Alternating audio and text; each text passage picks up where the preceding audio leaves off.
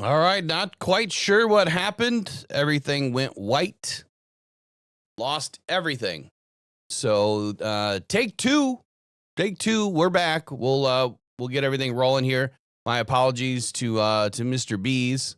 He was giving us some good information, and we had to cut the call short.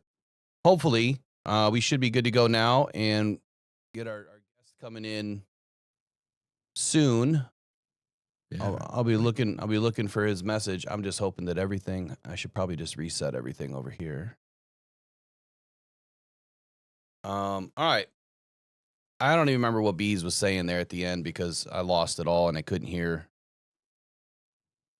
for a moment. But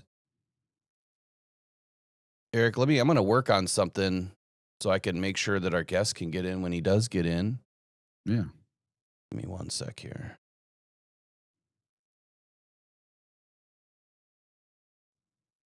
Gosh darn it. By the way, no grades up on PFF yet. And I don't know what's going on with NFL Pro, but they definitely they're not doing what they did last year.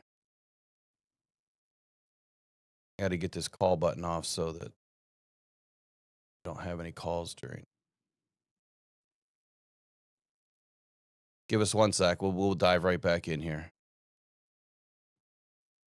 Eric, if you could, you got the sheet, right? Yes. Okay. So if you go to 30 at 30. 1 second here. I'm having problems here. There we go. Weekly sheet. Hopefully I got the right one here. I just sent it to you. Yeah. It's the one from today. It should have today's date on it. You got it? Don't think I got the right one open. What the heck? All right. Well, I'll just pull it up. I just want to get this logo up and. Oh, there we go. All right, I got it up now.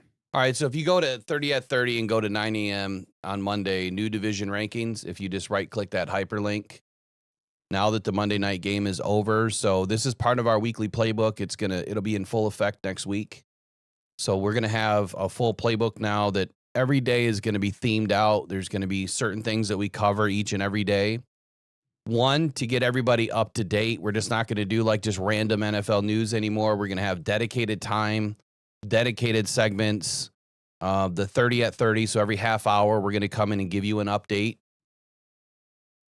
And so this is the 9 o'clock update. Obviously, I lost my computer, but the new division rankings, Eric, if you could start at the, when you open it, you've got to click division instead of conference.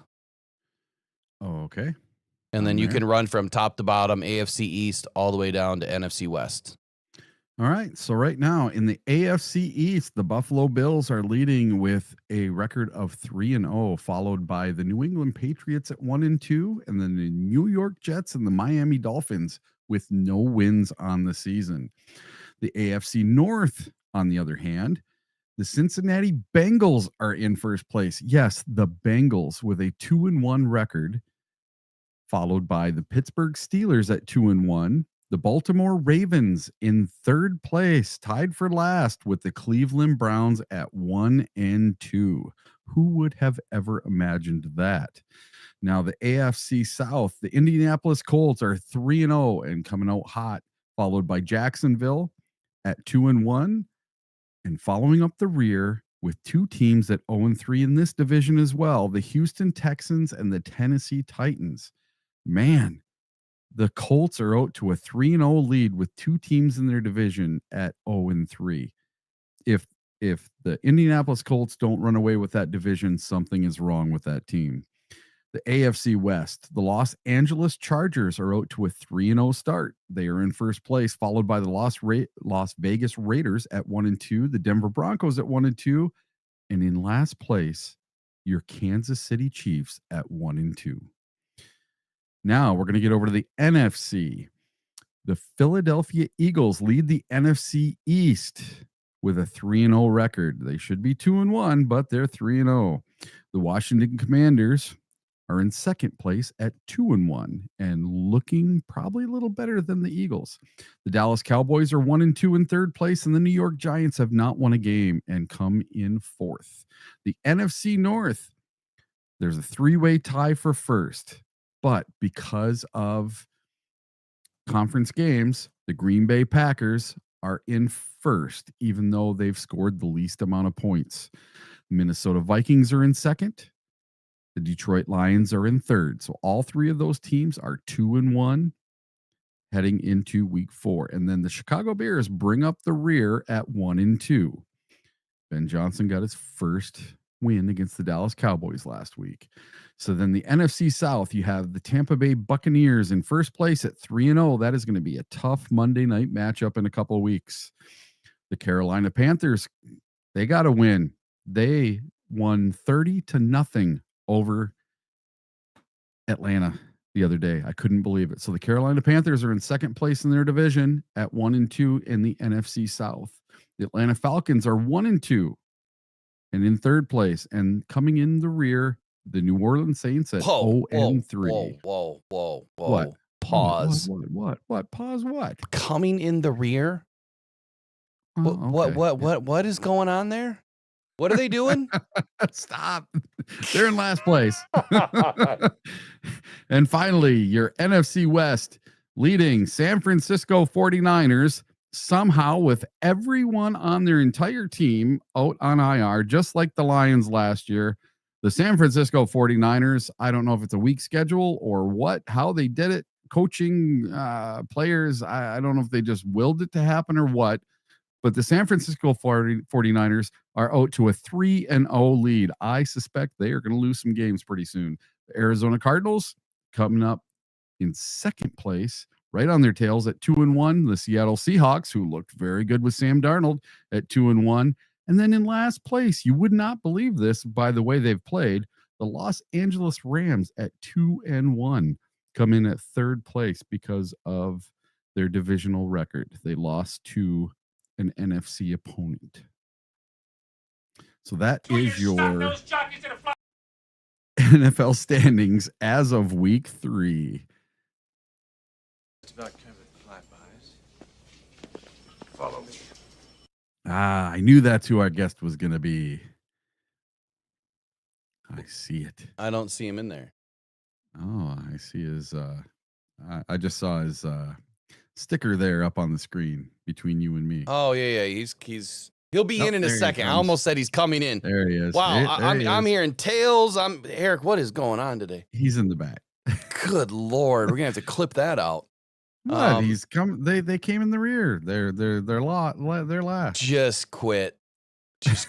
You're way. It's just not quit. A porn reference. Quit while Come you're on. way behind. It's not a porn reference. Jesus. Oh, got to get it together. The wrong channel for that. Come on, keep it clean. I will at some point until when I get a opportunity today. I'm going to work on sound bites because I like what Marine put in there. Turbo. Yeah. So I mean, here's what I was going to play when you said that. I'll bring you right in 1 second here, Derek. I just erased it. I was going to play the Maverick Top Gun where he says, "I want some butts." That's all I kept hearing in my head when you kept on saying that over and over. I need some secret stuff on these pads on this. I bet you do. I need some sound bites. I got to figure out how to do it. You got to show me sometime. Yeah, it's easy. You're gonna laugh when you see how easy it is. I hear him. There he is. All right. Yep. I don't hear him yet. Every time I try to do video, it gives me a problem. Sorry about that. So it's probably my fault, Derek, because I don't think I engaged the oh my goodness, what's it called? Green screen. I have to put green screen on, I think, for Video Ninja, so it could be my fault.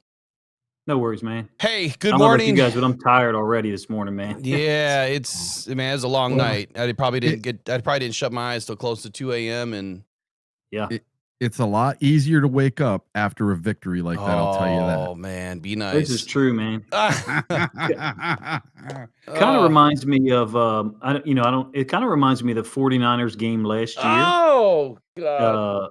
In that, like, the offense just felt in total control the whole time. When you Yep. were that 49ers game last year in San Francisco, I mean, Mhm. yes, San Francisco scored a lot of points, similar to the Ravens last night, but just watching the game, if you could allow yourself to be disconnected from it like I, can, it it just felt like a game where the offense could do whatever they wanted to when they needed to. And that, I'd say there was maybe a moment early third quarter where I thought, okay, the Ravens have got an opportunity here, but even at 21-14, Detroit just zips right downfield. And at that point, for me, it felt like I was like, okay, I just don't think the Ravens defense is going to be able to have any answers at all. And they obviously couldn't.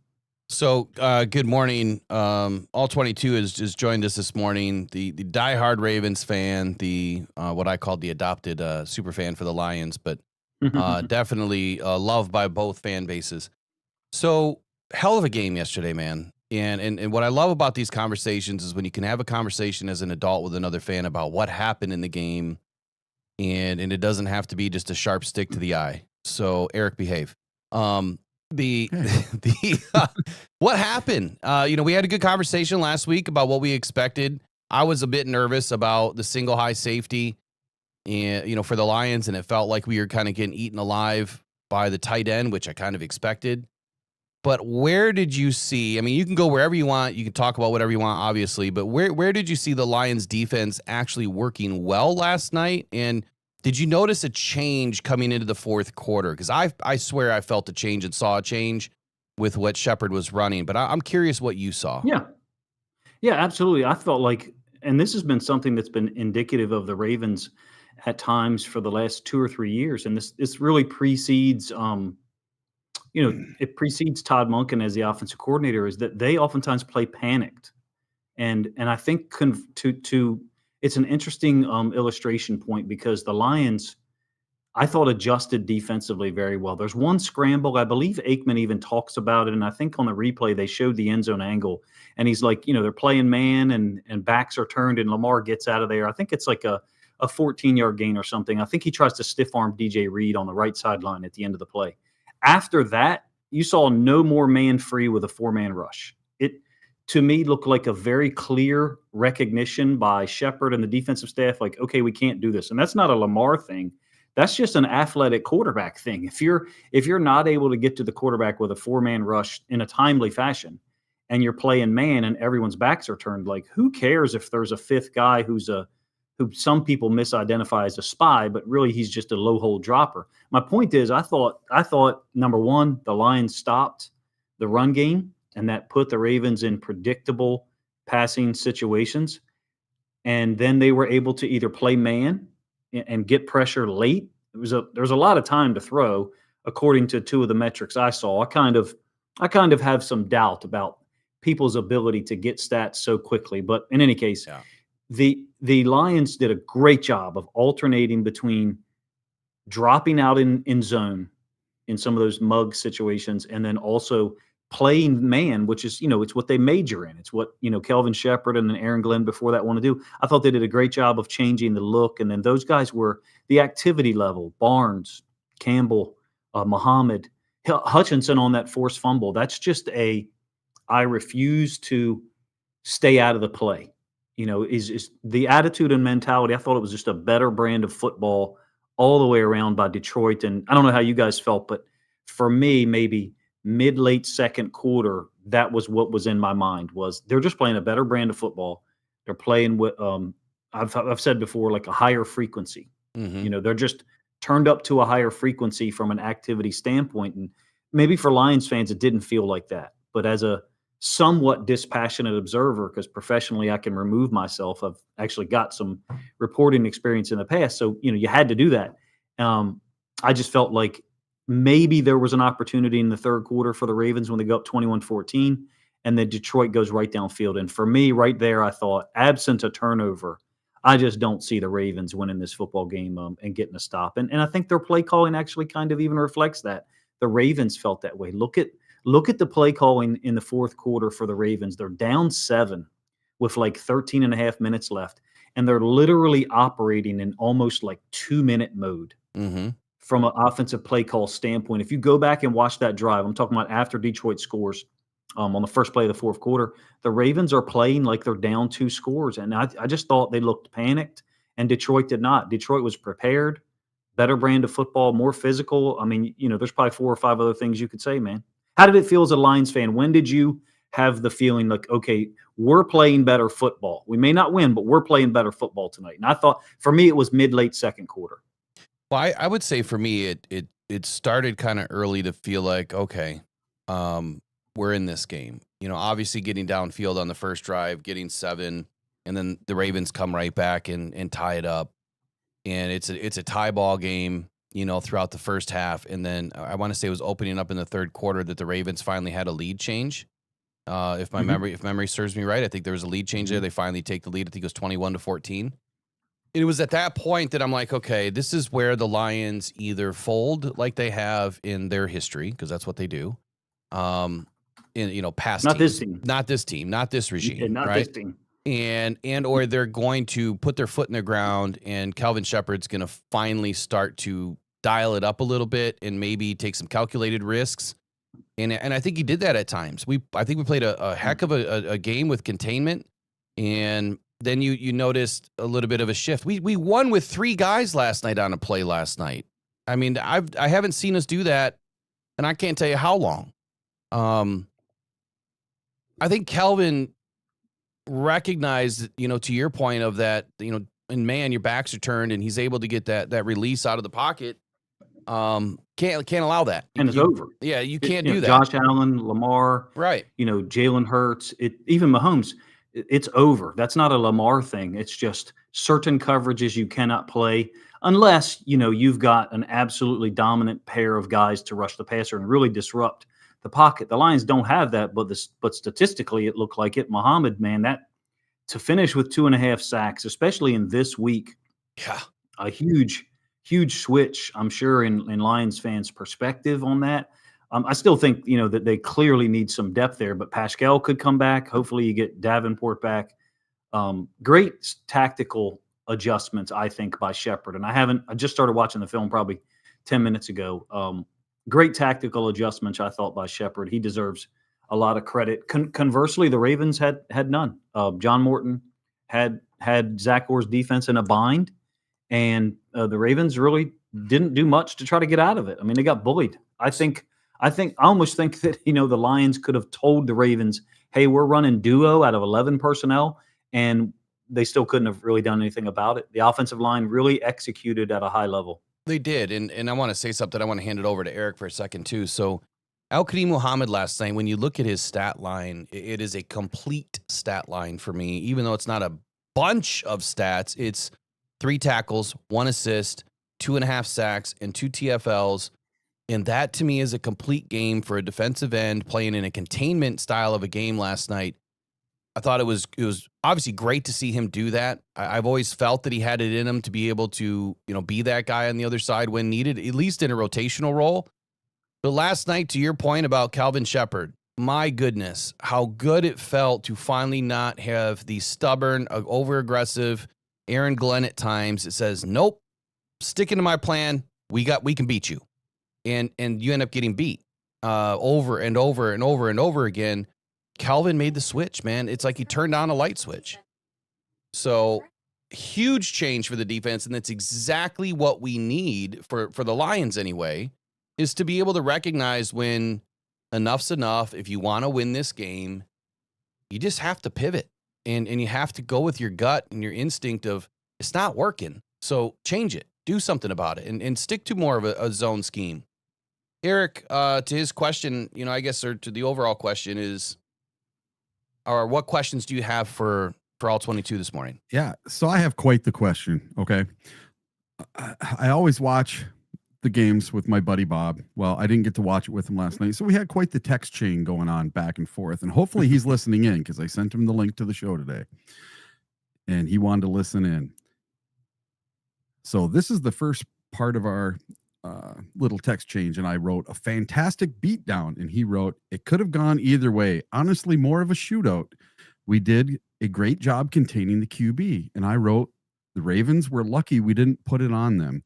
And he wrote, it wasn't a blowout, Eric, settled down. So how close do you think this was from your point of view?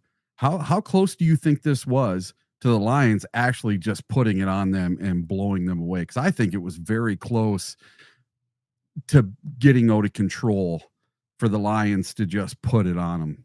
Well, from a gameplay standpoint, I would say I often use numbers because I'm a math guy. So from a gameplay standpoint, sometimes a 52-48 game from a differential ends up being 38-30. This did not seem like that to me. I would say this was like in the Lions' favor, like 62-38. The overall, maybe 60-40 at times. And you have to take into consideration, I guess, that you're not talking about one team's offense versus the other team's offense. Both offenses, really were able to get things done against the defenses at times. The Ravens really poor play calls down there in that fourth and goal, the failed fourth and goal where Jack Campbell. I mean, that's the same play. Look, that's the same play that the Ravens ran on a 2-point conversion to try to win the game in Pittsburgh in 2021. It's the same exact play.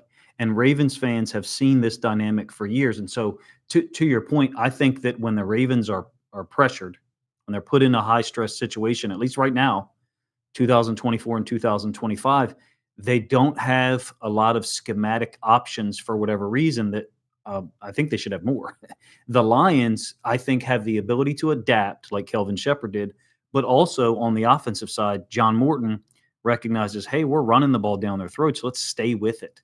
And I feel like from a coaching standpoint, the Lions staff was more prepared on the front end and then also more prepared to adapt or adjust during the game.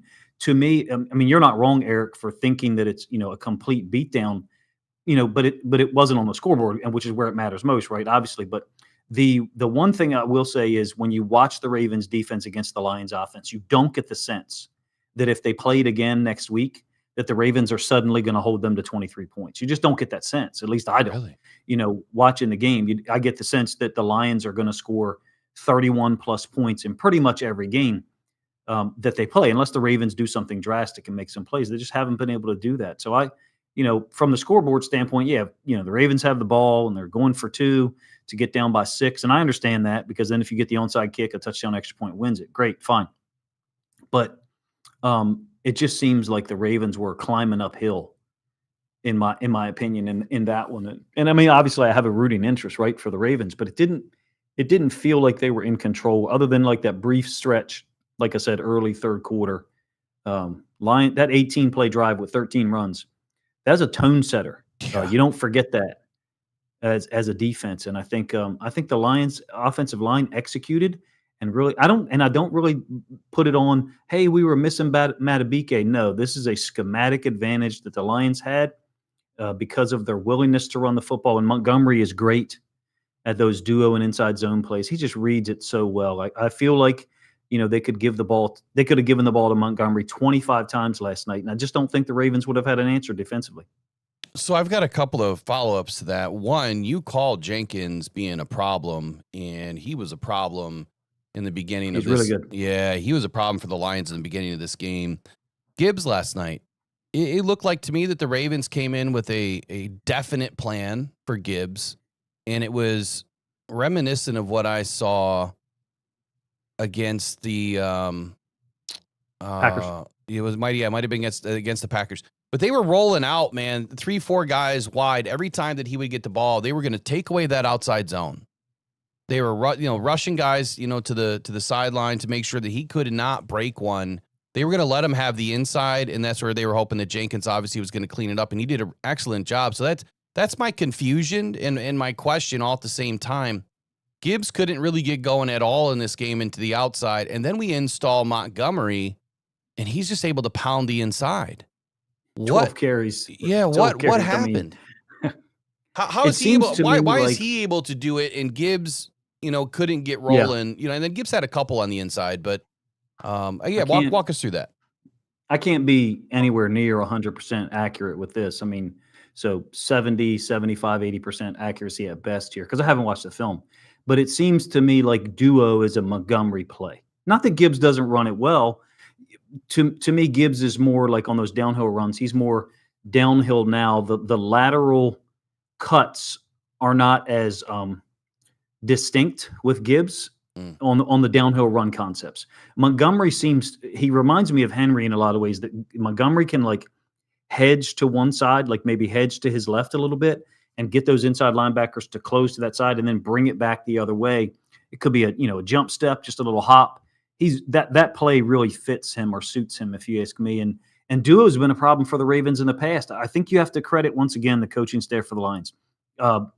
Gibbs, I think his first 9 carries has 10 yards, maybe 12, something like that. It was really shut down early for him, right? But the Lions stayed with the run. That third possession, 18 plays, 13 of which were run concepts.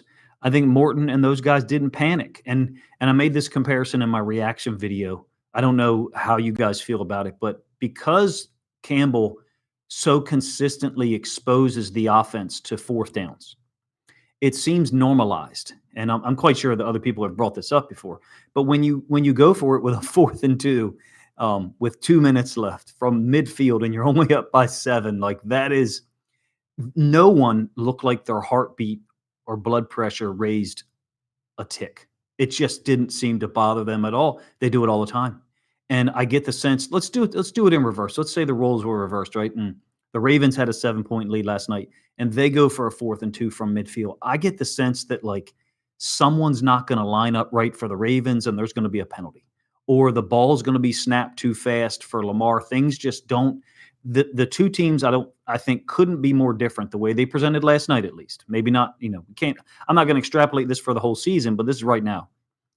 The Lions level of preparation in those high stress moments meets the standard, actually exceeds the standard that you need, and the Ravens is far from it. So the other thing that I noticed last night was, and a big question for Lions fans, and obviously feel free to bring any topics up that you have, but Terrion Arnold in the very beginning of this game not having a good outing. He was turned around quite a bit. Looks like he was getting beat, committing that pass interference penalty, which I get, why he did it. What do you think about Terrion Arnold's play right now? Are you concerned about, a young guy who's now having to go through a second, defensive coordinator, second defensive system, which might be a very similar or even the same style of system, but a different coordinator, even though he's been with Calvin Shepard? Do you feel like he's struggling right now because of that, or do you feel like he just needs a little bit more time? What's your thoughts on TA?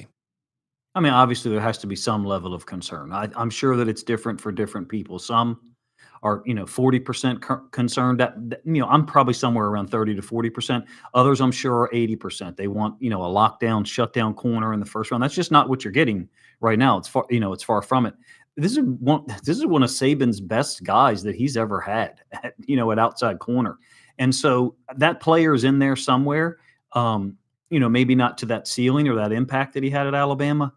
He's in a high stress system. There's no doubt about that. You're playing a lot of man. You can see it on that play with Hopkins, right? And in this day and age in the NFL, the offense has all the advantages especially when your back is turned playing man. I wonder, if the Lions defensive staff didn't have a backup plan, a plan B or a plan C. Hey, we're having trouble in man. Let's switch to zone, but let's play enough man that Lamar and Monken still think that's what we're doing. That's what I perceived watching it live, was adjustments by the defense. Was that taking into account some of the struggles that Arnold has had and maybe was having last night? I don't know. I really didn't think we did great against man, to be honest with you, last night. I thought that the Lions did a nice job. I don't know if they were in great coverage relationship. Like I said, haven't been able to watch all of the film. I got a second screen up now and just letting the all 22 run so I can see it. I'm interested to see what some of the coverages look like and how they were able to. It appeared to me as if the Ravens' routes were further down the field in those situations where Detroit was dropping out, and there was a lot of congestion and probably good coverage on the back end. how else do you explain 7 sacks? It wasn't all. I'm not a huge fan of the Ravens' offensive line. I don't think they've addressed it enough in the last couple of years. Having said that, I didn't see where those sacks last night were totally the responsibility of the offensive line. I felt like there was some mixture between the play concept, Lamar moving around a little bit, and then the Lions deserve credit for the activity level. Man, they were just hyper diligent getting to the football and pursuing, and they deserve a ton of credit for 7 sacks. Like that's just what would have been the betting line on 7 sacks for the Lions last night? Yeah, that's nuts. My concern level on TA is probably right where you are. I'm in that 30 to 40%. I think he just needs a little bit of time. And to your point, yeah, I have to watch the film too. I felt watching last night, commented on it a few times, that every time that we were in single high, and partially the reason why I really don't know is, I don't know if it's just me, but I did not have a good view watching ESPN through Hulu last night. It's like it was a compressed view. We didn't have like this wider view at times. We didn't even have a behind the quarterback view, nothing. And I thought that ESPN had better camera angles than that, but it just felt like they didn't give us a good enough view. So I couldn't tell if we were in single high half the time. But I feel like NFL broadcasts either don't get any feedback from fans, either there's no mechanism for feedback on NFL broadcasts, or the NFL totally ignores it. Which, if I had to pick one of those options, I'd say it's the second one, because the NFL is like this, East German, if you ask me, operation that really doesn't give a F what you or anyone else thinks. Yeah. And I feel like the broadcast consistently is. I try to chart the game. You guys may or may not know that. I try to chart the game with down and distance, and I'm pissed off probably 30% of the plays, because I know it's second down, but I don't know if it's 2nd and 7. I don't know if it's 2nd and 5. Oftentimes the announcers will say it, but the graphics on screen, I'm like, you can't tell me, with all the people working back there in the production area, someone can't put 2nd and 5 on the screen before the ball is snapped for the next play. Right. And so, me personally, I have a very negative view of the NFL overall. I understand that they make billions of dollars. I think that their mechanism of the procedure, for gaining any feedback on things like the broadcast, I think is probably intentionally archaic from the NFL standpoint. And so I would not expect that to improve, Will. I couldn't be more negative in terms of my opinion on stuff like that. I mean, at least now I've got all 22 rolling too, and we have the wider angles, which I definitely needed last night to be able to see a few things. But man, there was a couple of shots that I called last night to Sam Laporta getting over that soft zone at times that it seemed like the Ravens were playing, and he consistently was able to get that ball about 10, 12 yards down the field on that right hash, and it was opening up for them, and then we kind of went away from it. But Eric, I want to go back to you. Is there anything else that's on your mind? Anything you want to ask? Questions? Anything from the chat? Well, early in the game, as soon as the Lions had one of those 95+ yard, Drives. drives, it just seemed to demoralize the Ravens. And then we had another one. So we had 2 of them, and one of them was over 10 minutes long. And at halftime, the Lions were leading in time of possession by almost 2-1. It was 19-30 something to like 10 minutes. And 2-1 almost, right? Yeah, it was almost 2-1. And they kind of caught up in the third quarter, because they had that one long drive, and they took the lead. But even when the Ravens took the lead, I wasn't super worried. I don't know what it was, because before this game, I had the Lions as losing this game. I predicted the Lions were going to lose this game before the season started. I had it 28-27 for the Ravens. And I truly believe the Ravens are a powerhouse in the AFC.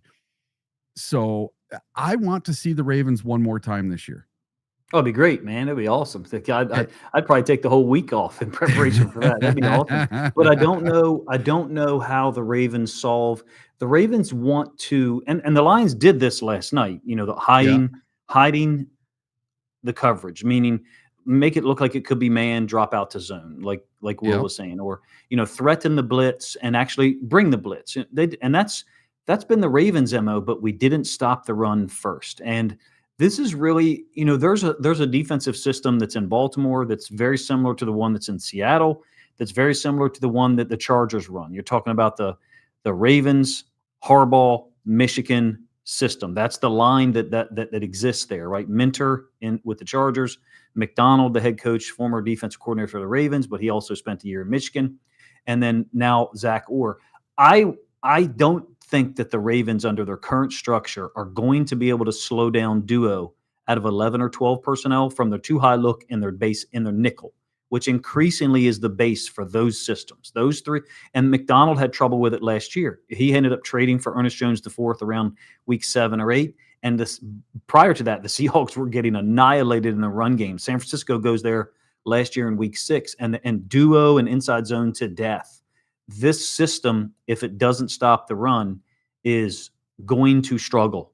And it has at times with these physical teams. The Bills did it to us last year in the playoffs, to an extent this season in the regular season. Detroit, credit to Morton and the staff for the Detroit. They identified a specific weakness and stayed with it, even though Gibbs, got off to a slow start. I don't know about you guys. A part of me would like to see Montgomery be the guy who's getting 6 of the first 7 or 8 carries. I understand that Gibbs is a unique talent, but to me, Montgomery seems to be more of the leadoff hitter for this team. And I almost wonder if the Lions have gone too far adjusting the other way, meaning early. Remember the first, series of the season against the Packers, right? Was all Gibbs. It's like 5 of the first 7 touches. Yeah.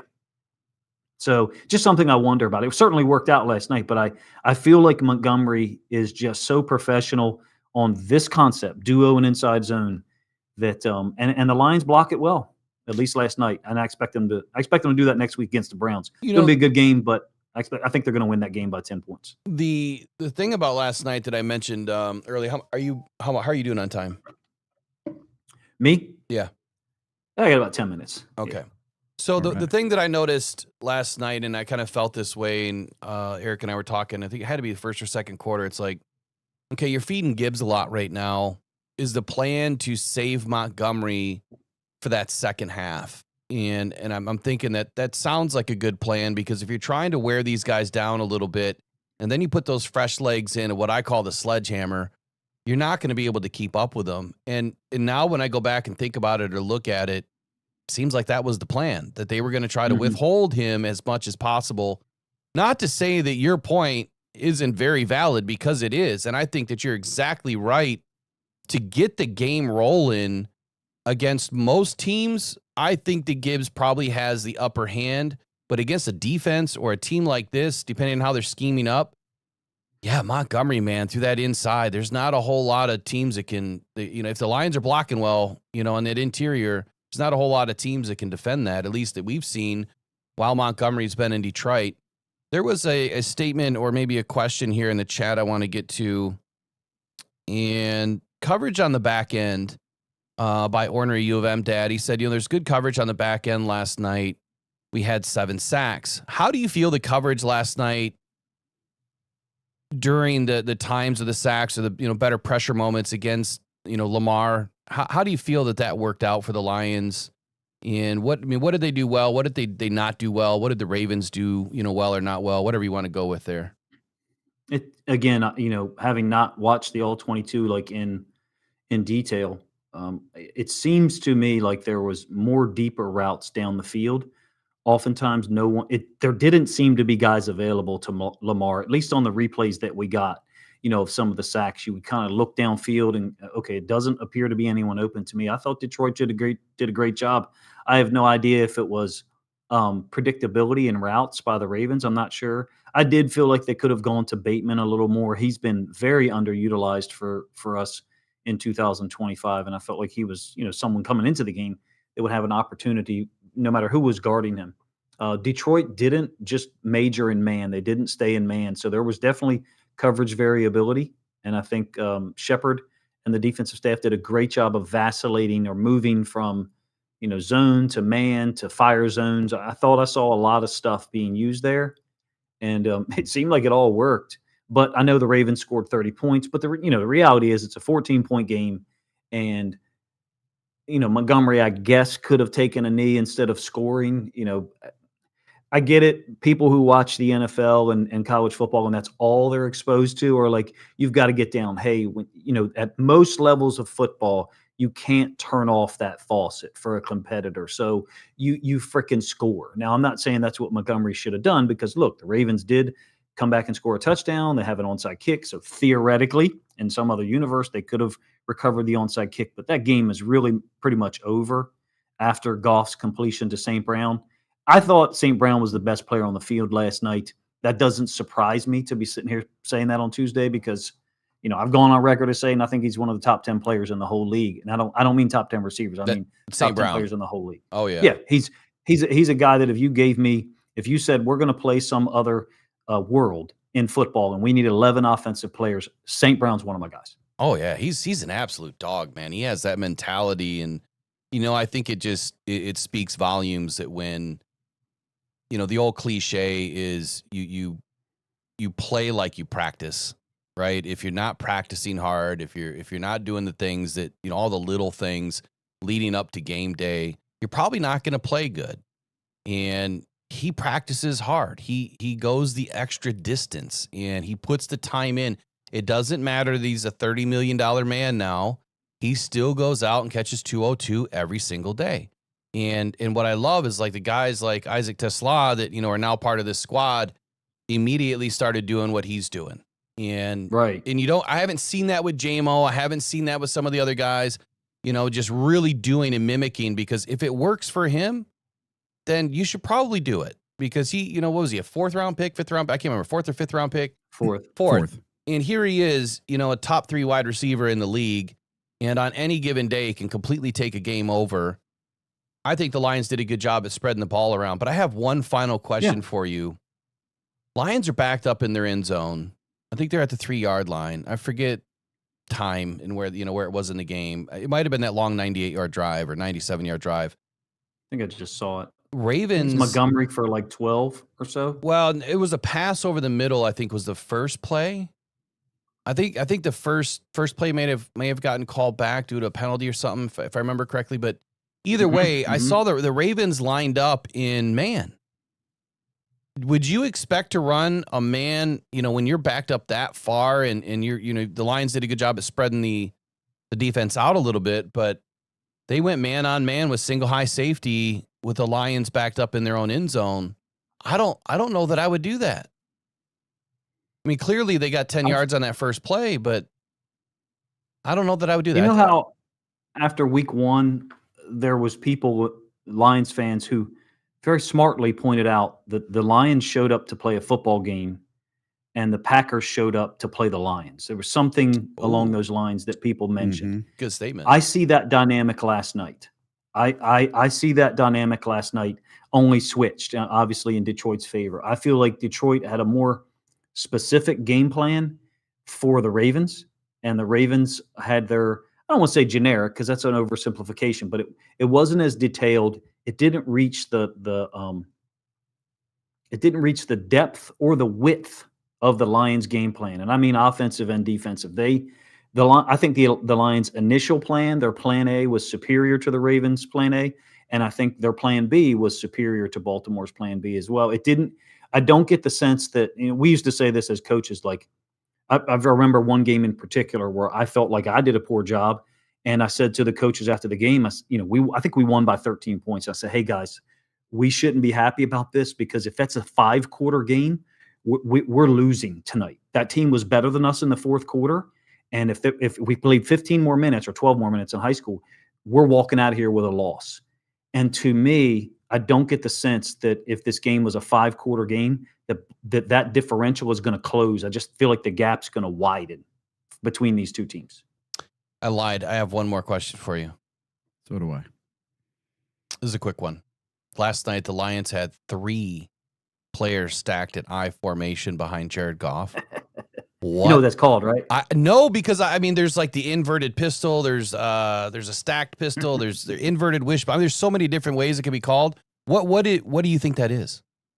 Well, it's called Maryland Eye. That is actually what it's called. Maryland Eye. Okay, so Yeah, they if you use go on, one like of Baltimore's finest plays. if you go, well, it's actually like a PG count. It's actually like a PG County, Maryland thing, which is really DC type area. But anyway, if you go on like Madden or NCAA, I haven't played those in a while because I no longer have a console.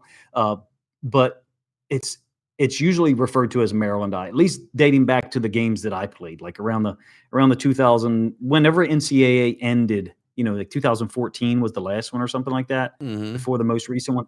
Excuse me. To my knowledge, it was always called Maryland Eye on the video games, and that's definitely what it's called in football coaching parlance. Because when you see it, it's Maryland Eye. Like, who runs that? Nobody does. It's like high school stuff, man. They're doing it out of It's awesome. 21 personnel, excuse me, because Gibbs and Montgomery are both on the field, and then Laporta, if memory serves, is the middle back. So Yeah. I think it's Montgomery, Laporta, Gibbs, and I thought I saw one time where that was switched, where Gibbs was the closest back, but I could be wrong. I thought it was really cool. It's a 1-by-1 formation, and he had a unique package there. The Ravens were not prepared for that, I'm sure, because they hadn't seen it.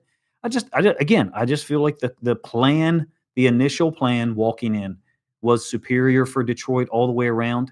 I have not been someone who's thinking that John Harbaugh's time is past, and 2024 and 25 has kind of changed my thoughts on that. We very rarely come into games with little wrinkles like that, with the little things that are shown that force you to adjust. And the Lions, hey, they did that on the road, a 98-yard drive, a 95-yard drive, or 94. Deserve all the credit. To me, based on the gameplay from last night, the way that it looks reacting right now, they win that game 7 or 8 times out of 10. Wow. It brought a big smile to my face last night, because you think of the Friday night, under the lights, high school, and all the different memories that come back to you, and playing football on the grass, and just seeing those 3 guys stacked behind Goff like that. It just reminded me of just being in that situation in high school, and just doing different stuff, that other teams weren't ready for. And clearly none of us were ready for it. And the Ravens weren't either. Eric had one more question for you real quick, and then we'll get you out of here. Yeah. So I need your opinion. Dan Campbell last night went 3 for 3 on 4th downs with 2 touchdowns on 4th downs. Now, a lot of Lions fans, they think these 4th downs can come back to bite us like they did in the NFC Championship game, and that Dan Campbell needs to get this under control. But how nuts was that pass to St. Brown on 4th down? I didn't see that coming.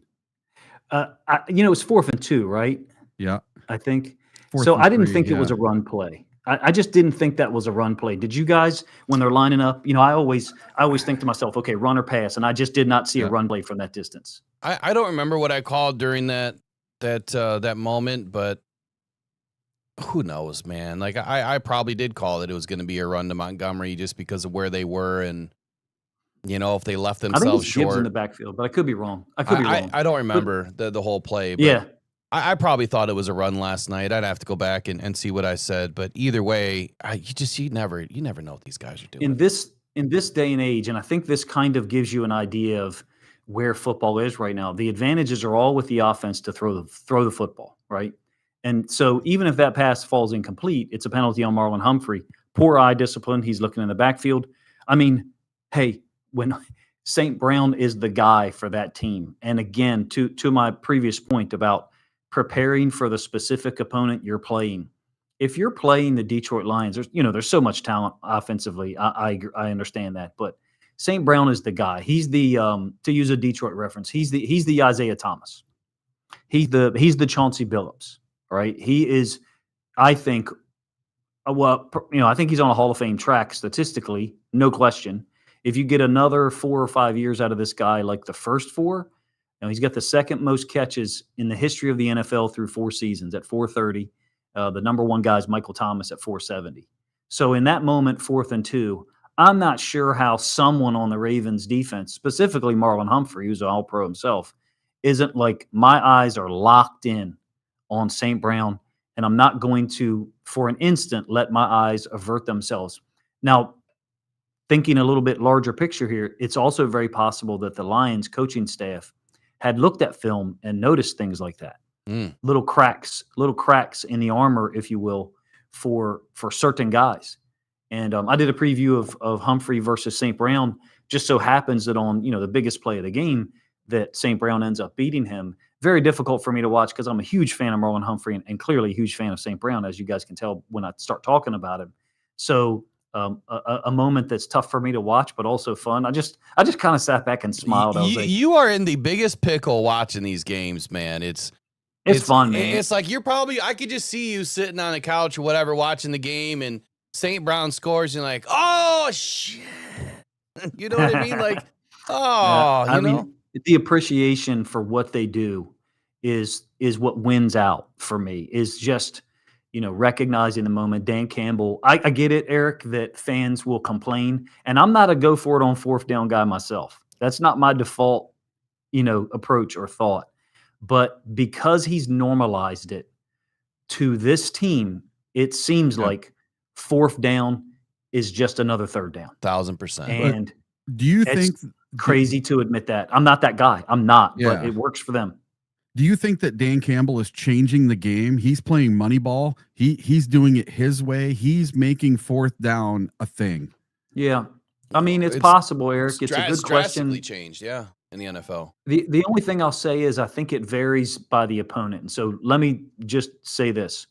You're not going for it on 4th and 2 next week against the Cleveland Browns, up 7 at midfield with 2 minutes left. I don't think you are. Well, let me rephrase that. If the score is 38-30 at that, or 31-24, then you might, because that obviously your offense is having success. You're getting things done. But if it's a 13-10 game where A, you haven't been getting much accomplished, and B, your defense is playing great, then you may not do that. And again, I think that speaks to Campbell's ability to adapt. I don't think he goes for it in a 13-10 game at midfield with 2 minutes left. I think he probably does punt the ball. And next week's game is going to be drastically different. The Browns, I don't mean from the standpoint of win-loss. I expect Detroit to win that game by 10 points because Cleveland's offense is terrible. It is terrible. Yeah. But their defense is in attack mode, and they will not sit in a 2 high safety structure. They will be in a one high safety structure and play man-to-man, and they will show it to you. So it's a totally different thing, I think, to approach that situation. I think that Dan Campbell is a guy to trust with those decisions from the standpoint of doing it one way this week and then another way the following week. I don't know if that's the answer you were looking for. No, I don't think it's a blanket answer. I just wanted to know what your opinion was on Dan Campbell changing the game with 4th downs. Yeah. Yeah, I think it's happening. Absolutely. Yeah, we've watched the NFL. I mean, it's been a systematic change over the last 3-4 years where teams are starting to go for it more on 4th. But to your point too, it's situational awareness, and it's something that has been lacking in Baltimore for years. Is situational awareness, and to me, Dan Campbell is on. That's where you can see the largest difference between those two coaches, I think. Well, let me rephrase that. I'll tell you one more, and then I'll be out. If Dan Campbell's team had given up 225 rushing yards or 224 after the kneel down, the next day, questions with reporters, he would take responsibility. John Harbaugh will not. Wow. John Harbaugh will talk about execution. John Harbaugh will talk about run fits. He will do anything other than say, it is my fault.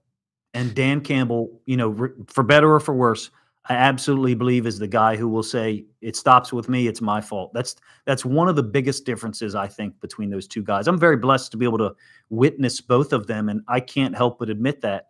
I would have said that 36 hours ago, not just after this loss. That's been a consistent thing for Harbaugh, is deflection. And for me, for Campbell, it's always been about taking responsibility. I think that speaks volumes to what he expects of his team too. I mean, when Dan Campbell gets up to the mic and sheds a tear because he feels like he didn't put the team in a position to win, or Dan Campbell gets up there and says, "Look, this is on me. It's my fault." His players take that to heart, and they know, look, it's 4th down. We know what we're doing. We're gonna go do it for our coach because he's going to be the first guy to go up there and say it's his fault, or call him out and say that they didn't execute, which is, far and few between. But yeah, great point, man. I think that Dan Campbell has earned the respect of his players in a different way, that they will play as hard as they possibly can on every play into a fifth quarter if they needed to. Great game last night, man. Yeah, at some point in time, you're going to get a former player who didn't have a great experience, 2 or 3 years from now, or even next year, with how many podcasts are out there, you're going to get a player that says something about the physical environment, the demands of what Campbell does. Who gives a shit?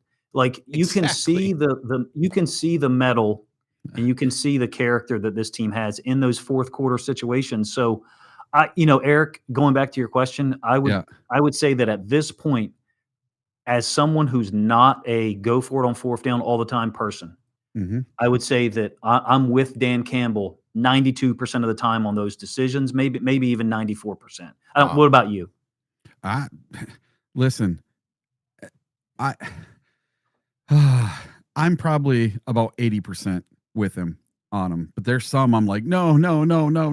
Like I was sitting at the NFC Championship game screaming, punt the ball, no. Or take the field goal at least, yeah. Yes, and it would have worked out had we done that in the NFC Championship game. We would have went to a Super Bowl. Possibly, yeah. You live and die by the calls in the game, and I said prior to this game, we needed Dan Campbell to show up in this game. I felt that the most important things in this game were red zone, and if you have an opportunity to go for it on fourth down, that you take that opportunity, because you don't know if you're going to have another opportunity with the way that the Ravens offense can get down and score in 3 plays, or even one play. It ended up being what we kind of expected. Yeah. A Super Bowl type game where you could really kind of analyze this game for the entirety of the offseason. Well, at least I could. Final thought. Sorry, you guys are trying to kick me off. No, you're good. You can take all the time you want, man. I'm good. I'm old enough to remember this one. Actually, you guys should remember this one too, being lifelong Lions fans. When the Redskins beat the Bills in the Super Bowl, it's like 37-24 or 37-25 is the final. But the gameplay, the physicality of that game was one-sided. It was all in Washington's favor. Buffalo, I'm sure you guys remember, because it was the year that Detroit, I think, makes it to the NFC Championship game against Washington, I believe. 92, 93.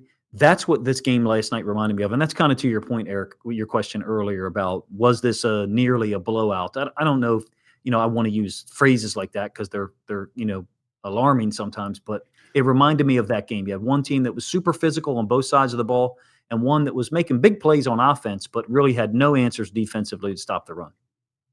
I'm not meaning blowout. I just meant that it was going to get out of control, and it almost got out of control against. Yeah, with one more quarter. Yeah, absolutely. Yep. Well, I think where Eric's going there too is, we talked about this last night.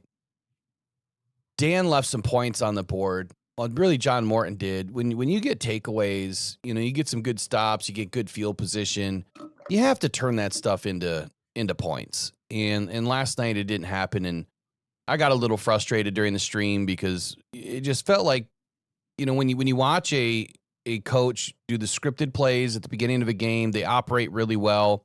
It seemed like Morton didn't know what to do with the free gift he was just given on multiple occasions. And we were running something totally different that we just ended the last drive with. It was fairly successful. So he's got to do a better job at taking turnovers that the defense is delivering to your doorstep and turning it into points. And I think that maybe that's where Eric is thinking this could have been a game that had 14 more points on it for the Lions had they taken care of the turnover opportunity. Got to stamp out the team that you're playing next week, the Browns, because Flacco is a guy that will throw the football. I mean, it's however many interceptions he's thrown in his career, he doesn't care if he throws 10 more. He will give his receivers and tight ends a chance to make the play. He's not risk averse. Goff and Lamar, to various degrees, are risk averse at times. They won't throw the football for risk of a turnover for whatever reason. Flacco does not care. And with that defense, you can't blame him. That'll be interesting next week. I think you'll get another opportunity, guys, to see how Campbell and the staff adjust from week to week because it's a totally different opponent, right? Great offense for the Ravens, horrible defense that needs completely revamped. Other end of the spectrum with Cleveland, they got a great aggressive defense that's singular, man-free, one high safety coverage, and an offense that's extremely limited. Great stuff today, man. I appreciate you as always joining us. I'm going to shake your hand right now because it's always good to bring you in. Number one, number two, you're the way you're able to break it all down and do it from a place of being a fan of both. That's got to be really tough to do. But you're an absolute gentleman about it all. So I appreciate you, man. I hope the rest of your week gets better for you. And hey, maybe we see each other at the end of the season. Now, it's actually made me better, I think, trying to evaluate 2 or 3 teams, and it's somewhat intentional. Hopefully it's made me better. Excuse me. Hopefully it's made me better at it. So, in any case, appreciate you guys' time, man. All right, brother. You take care, man. Yeah, thank you. Have a good morning. You too. All 22, man, joining us this morning.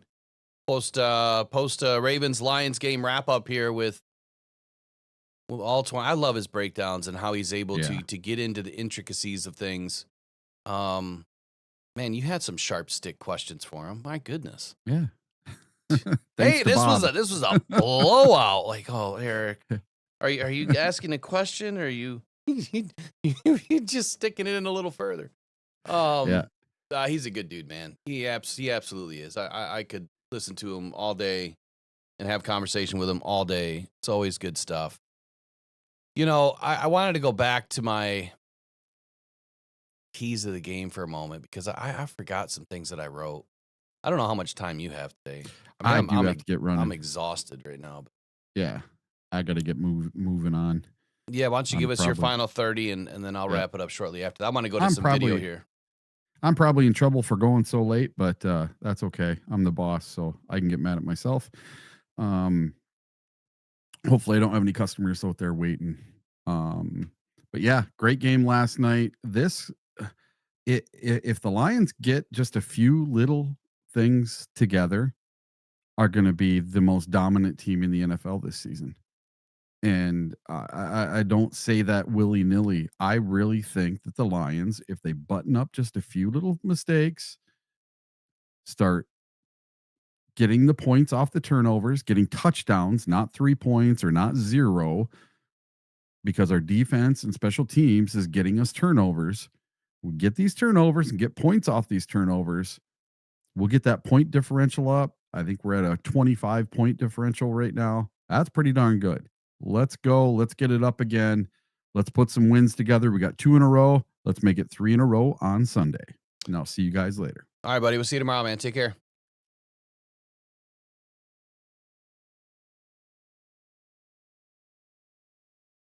Biggest stat line of the night for me, outside of Al-Qadim Muhammad, Jared Goff puts up another goose egg.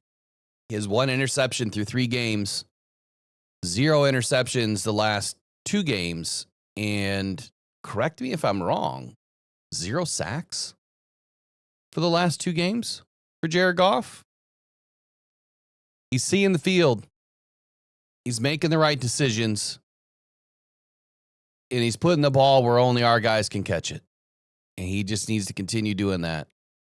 The biggest driver of this season will always go back to defensive scoring for me. It has to get under 20 points. I accepted a 24-point game from the Ravens. I thought that's where it would be. I would have accepted a 31-point game for the Ravens. As long as the Lions had 1 more touchdown or 1 more point, I would have been okay with that too. The fact that they were able to do what they did on defense and deliver the ball back to Jared Goff in the offense is exactly what you expected and hoped would happen in this game. The Lions got over a couple of bad or tough calls from the ref to someone's point in the chat. The Brian Branch 15-yarder. Oh, yeah. I mean, if anything, that should have been a penalty on the offense. Knee to the head. But that doesn't ever get called because it's not really a penalty. But Branch didn't go low. Terrible call. But you know what? They got over it. They overcame and adapted every time they had to last night. Great game. Great game. Defensive keys last night. I just want to run through a couple of things in this matchup. Be real quick. My final take in this article was this is a winnable game for the Lions. The defense is the key to the entire night being a success on the road against one of the best teams in the league. The Lions need this win for many reasons, but most importantly, to leave some confidence in the defense. Playing smart, physical, disciplined, and contained defense while keeping Lamar Jackson in that pocket is the only option. The offense should have no issues putting up points against the Ravens defense. 35-24 was my final call, and that was my final take. I think we hit that one pretty good. I do want to wind back to one other thing, though. I want to send this to Derek there. Man, I thought that Branch was going to have a much bigger game in this game. He did not. When I go back and I look at, why the DBs are critical versus Lamar, I was highlighting the DBs a lot in this lead up to the game. And in case you're in right now and you don't know, this is what I'm talking about. I write articles. I write at least a couple a week, try to do the keys to the game, offense and defense. And I do a couple of wrap ups where I'm doing my season long tracking, season long predictions. It's free to subscribe. It is under a paywall, but after a couple of weeks or after a week, I think it does open up for everybody. But the DBs, man, I highlighted them simply because if his first read was open, he's going to deliver, right? He'll deliver on time in rhythm. If coverage busts happen late, he extends and hits deep shots. He did it last week. If defenders lose leverage, he tucks and runs into vacated space. That's Ben Lamar 101. If the Lions secondary denies that first read and stays plastered in those scramble situations, which I think they did an excellent job at last night, Lamar's internal clock starts to stretch a little bit, and then that extra beat gives the pass rush and the spy time to close. And it would force throwaways or sacks. Well, Lamar didn't throw the ball away. He took the sacks. So all of those things happened last night. And they happened at a high level. And so whether my defensive call was right or wrong for the night, I've got to watch the film too to see if we ever did get into in any sort of a match quarters, zone scheme, but we'll see. I thought that the Jack Campbell key matchup, Jack Campbell versus Derrick Henry. Campbell must close creases early to keep Baltimore behind the sticks and out of their best RPO play action shots. Jack is one of the better linebackers in the league with size that is not prototypical in today's game. This is a matchup that gives an edge to the Lions. Jack will be key in containing Henry from breaking the bigger runs, allowing Hats to collect to the ball. It's exactly what happened last night. Jack would meet him early, and next thing you know, 3-4 Lions hats are on him. Like flies on you-know-what. Accelerator back in the house. $2 super chat. Lions-Bills Super Bowl. I called the Lions-Chargers Super Bowl in the preseason. I almost want the Ravens. I love that game last night. Not just because we won. I think that is a very good game to watch. It was great. You've got the threat of Lamar. You got the threat of Derrick Henry. If Madubuike's in that game, this could have been a different game for the rushing plan for the Lions. We may not have won that game had the Ravens had one extra crazy good defender that he is.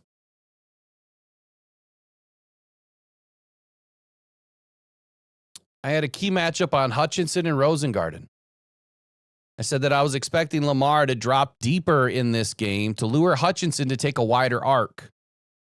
This can go wrong in a hurry if Aiden is getting too vertical to Jackson's drop.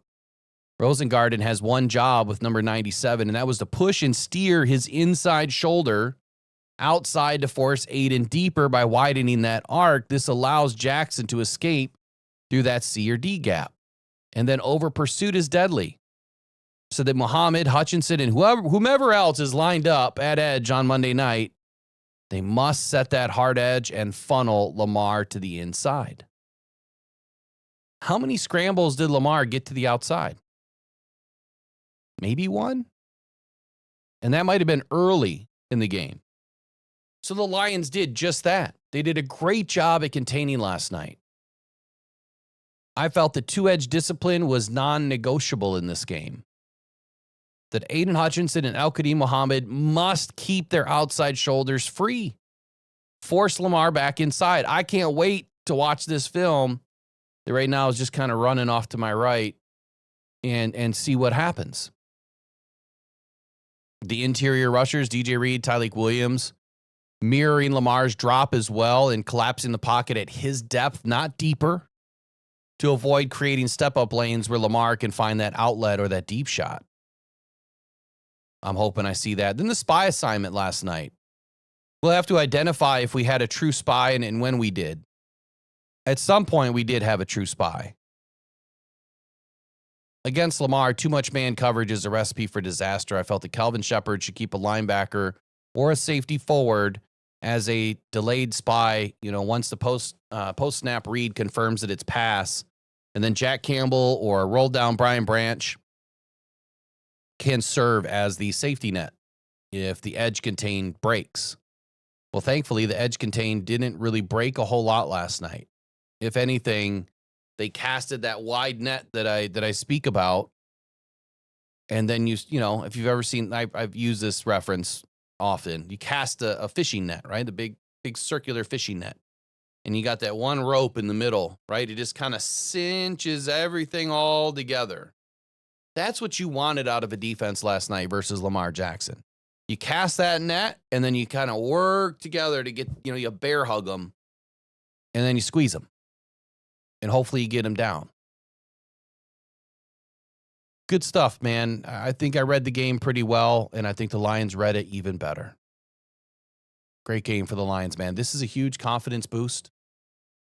It's a huge confidence boost for the Lions to go in and beat one of the league's juggernauts. Let's get into another confidence boost. Dan Campbell. Absolutely fired up last night, as he should be. Let's check out the locker room celebration by Dan Campbell and your Detroit Lions.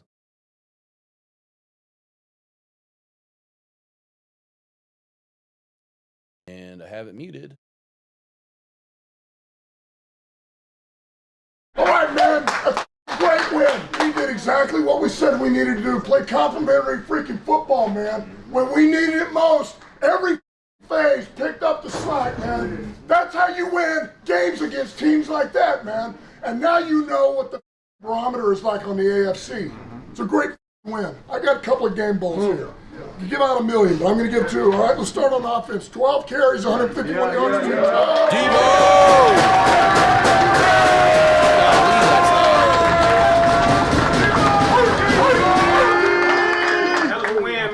It wouldn't be possible without y'all, man. Fun when we winning, bro. So, yeah. All right, this thing says 41 total tackles. It can't be right. Okay, 2.5 sacks, 2 quarterback hits, and 2 TFLs. Mr. Muhammad.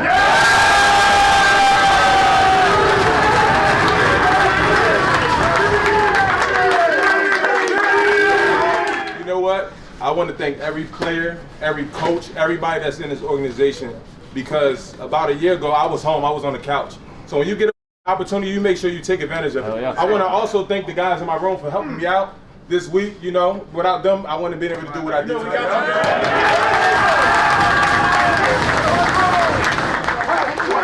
Win, guys. Love you guys, man. We'll get ready for Cleveland. Break it out. Hey, great win. 1 on 3, 1 to 3. Man. All right, man. That's awesome.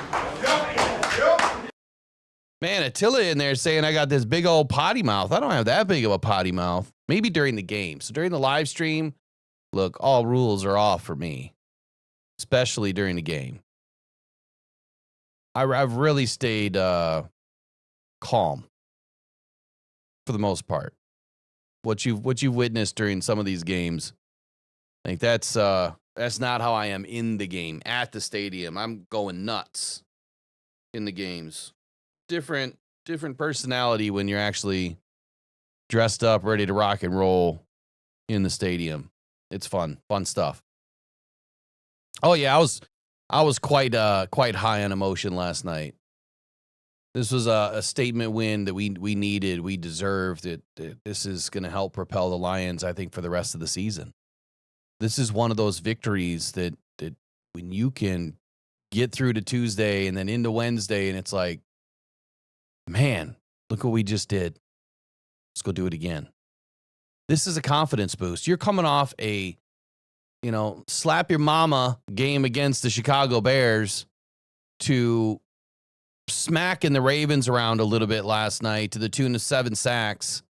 So now you're going up against arguably one of the best defenses in the league.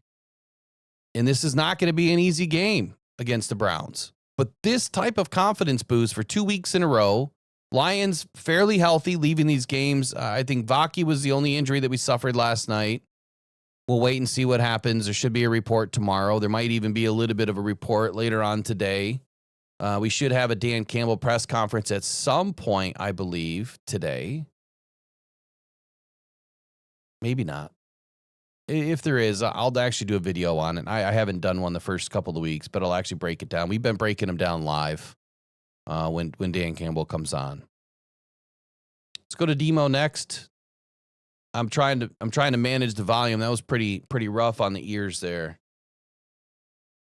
With that locker room celebration, man, that was way loud. Let's go to Demo.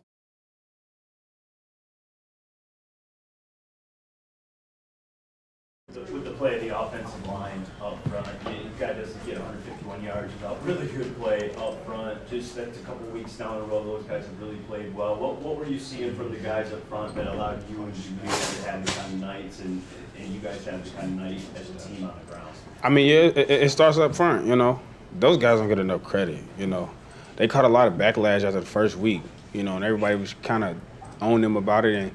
And, it's really important to keep the horse blinders on when you're in the midst of the mud, But we got the best group up front in the league, so they did exactly what I knew they would do, and, we had fun tonight. A perfect way to remind people. I remember you said earlier in the year that it's the underscript that going into a season, you want to remind people that you're in the offense. How much is that fueling you, especially these big games like this, to remind people that you are still in the offense? Yeah, for sure. For me, every play that I'm out there, I ask God to grant me gratitude and not anxiety, And I think a lot of times when we permit things being relied on ourselves, we fail every trip we get, But I'm so grateful for God being who he is for me and being able to soften my heart and my mind. So whenever the opportunity displayed itself, I was able to handle my business. So, God is amazing. I'm just grateful. David, you guys were pinned deep twice. We've seen it practice after practice after practice. You're the guy that go to pin deep. How did we go from good mics to no mics? What happened here? The 98-yard drive, to have the 96-yard drive, and to know that you kind of kick-started that, what kind of gratitude and joy do you take in that element of the dirty work? Yeah, again, it was not me at all, you can't play this game by yourself. The guys up front, the receivers, the tight ends, like you can't do that at all without those guys up front being selfless enough to be able to move those guys out the way so that I can have the right read. So my job is easy. They did the hard part. So again, I'm grateful for those guys. Give us your eyes on the 72-yard run. Put us in your perspective. My eyes? Yeah, what did you see as you're kind of hitting that hole? And what are you reading in that play? For real. I just was sticking to my read. Coach Choice had been on me this whole offseason about trusting my read and staying square, and I was able to do that. I'm more disappointed that I got hulked. So, you know what I'm saying? My brother gonna be on me about that, but it's cool, though. Can you walk us through the celebration, that crying celebration? Nah, so I got a like an alter self. I see myself as the Joker. And in one of his movies, he was fake crying and he started to laugh. after he, you know what I'm saying, was crying. It's kind of like a joke on the world. Like, that's kind of my go-to celly for the whole year. You'll see it a lot. Coach Quinn says that your best players are your hardest workers on this team. How does he... Coach who? Coach Quinn. Or sorry, Coach Campbell, sorry. I got the wrong Quinn, sorry. Coach Campbell says... That's a fine. Coach Campbell says that your best players are your hardest workers on this team. How does he kind of instill that culture in this team and push you guys to be leaders by example? Yeah, he walks it every day. You know what I'm saying? Coach Campbell's always the first in and last out. He holds everybody accountable, but he holds himself accountable the most, you know, and when you're getting led by something like that, it's easy for you to follow. And you got a team full of guys that's like that, selfless individuals, you know, guys who weren't the best where they were, guys who got counted out a lot of times in their life, but you know, you get in a place where you're able to have some selfless guys who show a lot of humility and have gratitude for the game and for each other. I feel like you can create something special, and you know, and we got something special here. You know, this is a big game for us, and we just get ready to work on the Browns here now soon.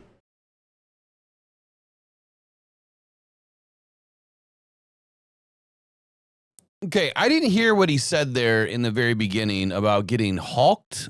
I didn't see Montgomery take a hard hit last night. I don't even know if that's what he's talking about. All right. Does somebody know? That was a good win. Oh, let me turn that off. Does somebody know what he's talking about there? I didn't see it. But what I do love, what I absolutely do love, is what he just said about Coach Campbell. When you're counted out, when you're down and out, it's how you respond. It's what you do in those moments that either you're going to take it to the next level, you're not going to give up, right? You're going to keep your guys together. In whatever situation, I don't care if it's life, football, a marriage, relationship, I don't care what it is. It's all the same. It's how you respond. Can you stay calm and think clearly, you know, through a bad situation? In this situation, like he said, he can stay calm, right? He can get his reads, and if he's able to stay calm and get his reads, he can make big things happen. And he does exactly that. But when you're led by somebody every day, he said he used the term, he walks it every day. And I could only assume what he means is Dan Campbell is a guy that walks it and talks it and backs it up. He'll be the first to admit that he was wrong. He'll be the first in the building to correct it, and he'll be the last to leave ensuring that it's corrected. That's how you lead men. That's how you lead a football team that has had futility for 60 years to now one of the best teams in the league 3 years in a row. I think we're on that same path. It's early. It's only week 4 now. Can't believe it's already week 4. That's crazy that I'm even saying that.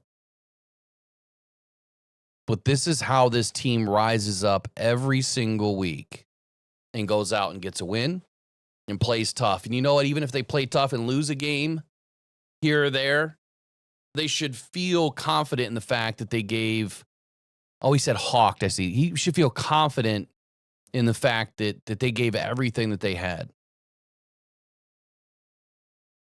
You shouldn't feel bad about a loss if you know that there was nothing else that you could do. If you gave it all.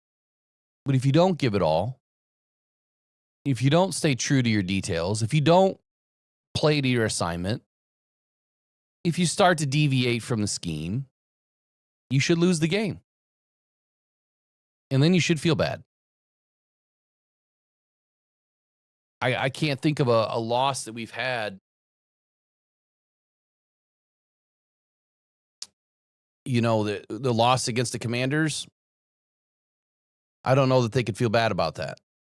Yeah, they made some mistakes in that game. They're not going to make excuses. They had a chance to win. The defense did not stop the Commanders at all. That's one you could probably, I guess, feel a little bit bad about because of how the season went. But then just go back and look at how the season went. You won 15 games with your backups back up. That feels pretty damn good. And they only did that because they stayed in their lane. They stayed true to the assignment. They knew what the details were. They played to the scheme. They listened and trusted their coaches. And they played for each other. And that's where this team is right now. So they can walk into Baltimore and they can pull out a huge win because they're playing for each other. And that is probably the number one key every week. And it's something that we don't talk about enough because it's understood. You know, it's expected that your guys are going to play for each other. But if you look around the leagues in this, or the teams in this league that don't win, have some really tough losses, big losses, and then look at the team. Are they playing for each other? Are they a bunch of prima donnas? Do they care about their stats? Because I'll tell you right now, not one football player on that defense last night gave a rip about their stats. But at the end of the night, they can all look at each other and say, man, we had a good game collectively. Q had a good game, or Quan had a good game. Aiden came on late in the game. Jack had a complete game.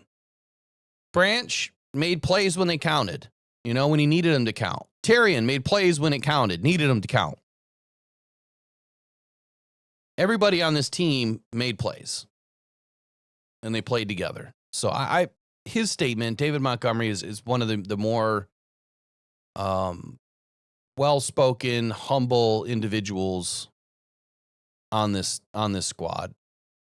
I love everything that comes out of his mouth, man. And that's exactly why he's in Detroit. And I love the fact that he says, you know, some of these guys, hey, they weren't the best where they found us. And that's what I think a lot of the fan base doesn't get. Yeah, they're bringing in some guys that you haven't heard of.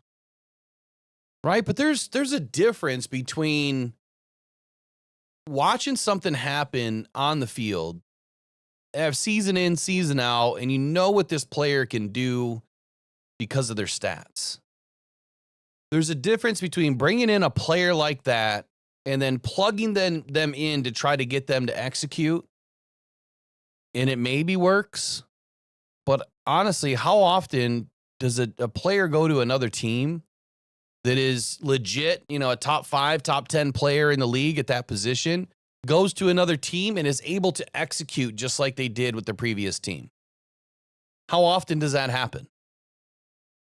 Not very. There's a reason why.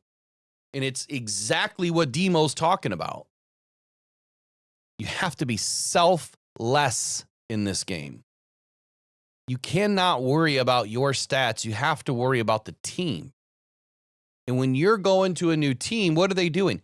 They're putting all of this, you know, if you're one of the elites, right? They're putting all of this, you know, glitz and glam all over you and covering you in glitter and you know, putting this shiny object out there for everybody to see. But if the guys around you view you as this guy on a throne and not one of us, you're probably not going to play well. And it happens more often than not. So when the Lions bring in guys like Tyrus, you know, Wheat or Lacey, these guys can play the game. They're going to get coached up to play the game. You bring a guy in like Malik Cunningham, you know, to run quarterback. And like Dan said last night on Wednesday, he had a pretty rough practice. But you know what I took out of that when he said that? Or he had a pretty big practice? He probably put it to our defense at times. Our defense probably struggled.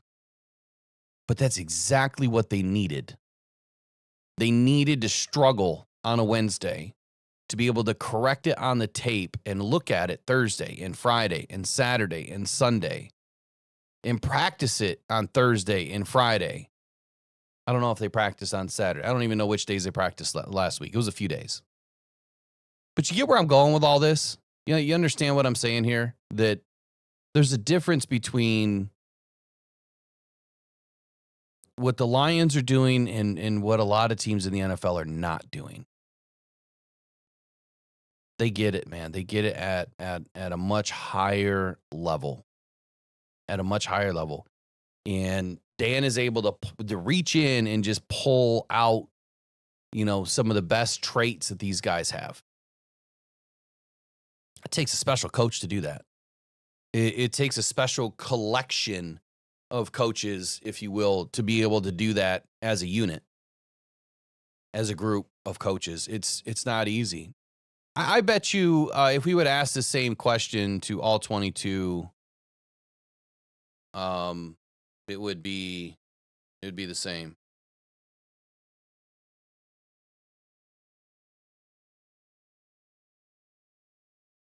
It would probably be the same answer.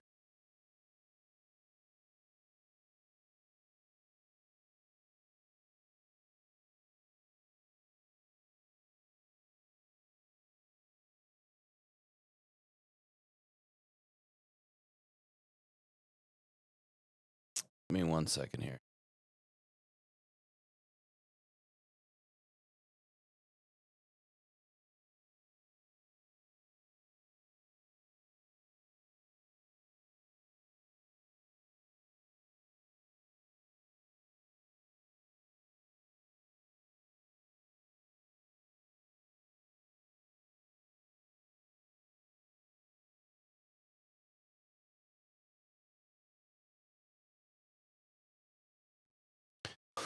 All right.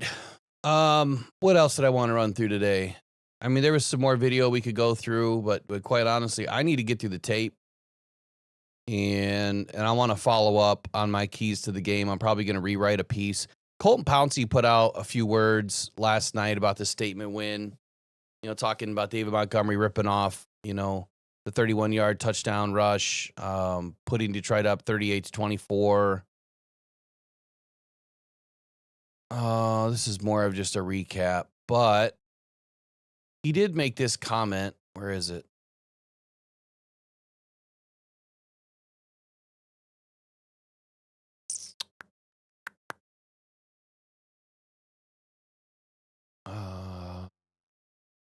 Where is it?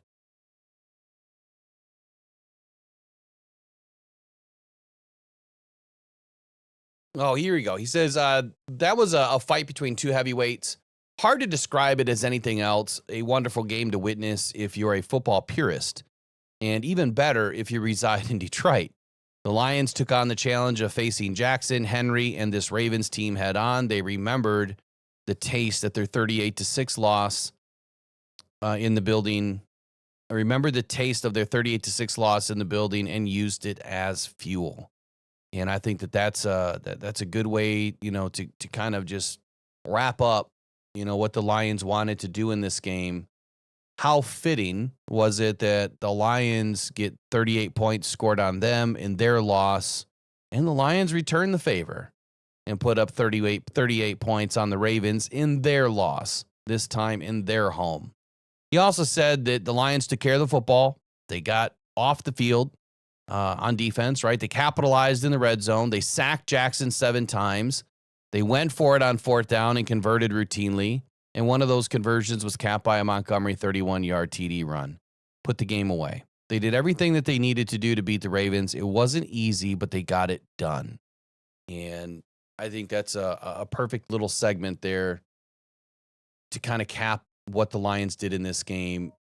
And again, I'll go back to one. I've been looking for this thing in my article here that I wanted to emphasize about Dan Campbell. And I'm beginning to wonder why I even wrote it now.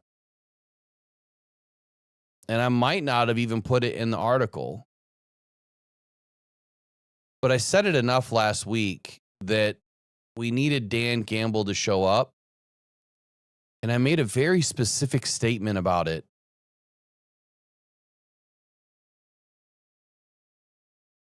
I don't know how I would have omitted this from my article, but I guess I did. Maybe it's just in my notes prior to the article. But anyway, good win. On to the Browns starting tomorrow. It's already Tuesday. Tomorrow's Wednesday. So we're going to flip the page tomorrow. Tomorrow's Gripes and Hypes. So don't forget, that you guys can email mailbag@rockdown.com. That's mailbag@rockdown.com. You can also text 313-podcast. You can send in your text messages, questions, statements, content you want discussed. You can send in your ideas, whether it's to the phone or the email. Hit them both up. Most importantly, we need people to call. We used to get 10, 12 callers a night. Nobody's calling. I don't know what we're afraid of, but just call, man. Want to hear more from the fans. That's what this is all about. Wednesday night is supposed to be all about what you guys want to talk about. And you hear enough from my motor mouth. It's time to hear from you tomorrow night. So we'll be back tomorrow morning. I am going to get some pieces out today. And, man, enjoy this one. It feels good. But we've got to put this one in the bank, and we got to move forward. So enjoy it while it's here, because the Browns are up next, and it's going to be a tough challenge defensively for the Lions offense. That's it for Rockdown Detroit Lions Rise and Grind Morning Show. We'll see you guys tomorrow. Take care. Bye-bye. Pressured by Hutchinson, he goes down again.